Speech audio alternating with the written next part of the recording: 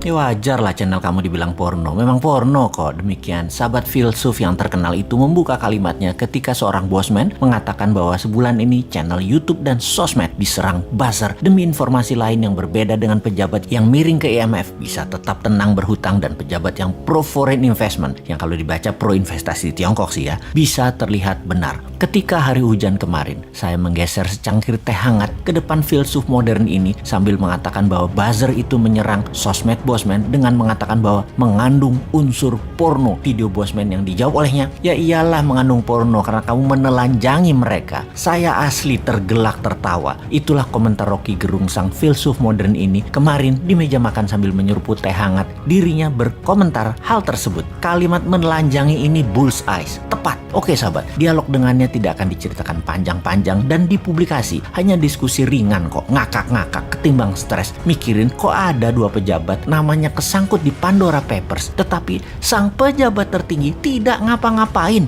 Mereka dan masyarakat dong lebih hebat lagi, yaitu bahwa itu dianggap hal biasa saja di zaman pejabatnya yang paling populer sedunia saat ini. Itu biasa saja, walaupun artinya nama yang ada di Pandora Papers itu, kalau mereka berdua pejabat di Tiongkok sudah masuk kategori korupsi yang bakal di titik-titik. Kalian tulis sendiri titik-titik itu apa. Tapi itu kan di negara yang berdaulat yang anti korupsi. Ya lain ladang lain belalang lah. Ladang negara tetangga kan lain dengan Tiongkok. Tiongkok itu sentral, pusatnya. Negara tetangga itu adalah provinsinya Tiongkok. Mempermudah kebijakan sentral itu kewajiban. Dan yang di Pandora Papers itu fee atau bonus. Ya nggak apa-apa juga. Jadi semuanya jalan seperti biasa. Mumpung masyarakatnya sudah dibuat apatis tingkat dewa. Kecuali yang oposisi. Kesenangan ada bahan maki-maki. Tapi nggak ada solusinya juga. Sungguh heran dengan didiamkannya pejabat yang namanya ada di dalam Pandora Papers. Padahal ini pembuktian kebenaran apakah data itu salah atau benar mudah diklarifikasi. Kalau benar, keduanya harus dipidanakan. Pandora Papers adalah skandal penghindaran pajak terbesar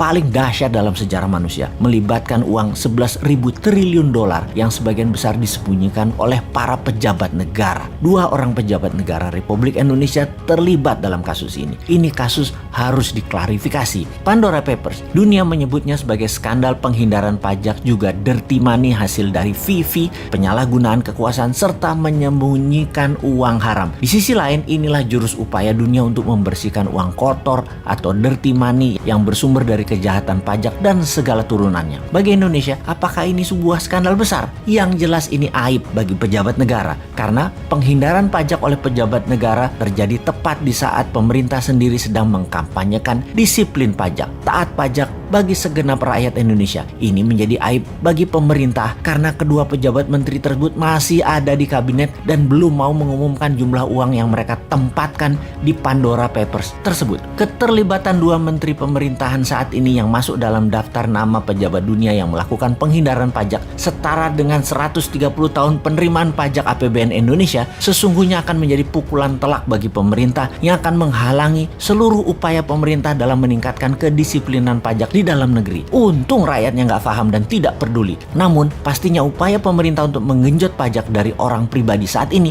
akan menjadi bahan cemoohan bagi pembayar pajak karena menterinya sendiri justru melakukan penghindaran pajak. Pejabatnya mencari surga pajak di luar negeri, sementara rakyat Indonesia sendiri dibenamkan dalam neraka pajak. Tapi ya sudahlah, walaupun kita ngomong panjang lebar, toh rakyat masih memuja pemimpin yang populer yang tetap melindungi orang-orang di sekitarnya walau jelas-jelas ada di Pandora Papers. Selamat, sekali lagi, selamat memanfaatkan kepercayaan masyarakat yang bodoh, tidak peduli, dan hanya bisa diam seperti saya.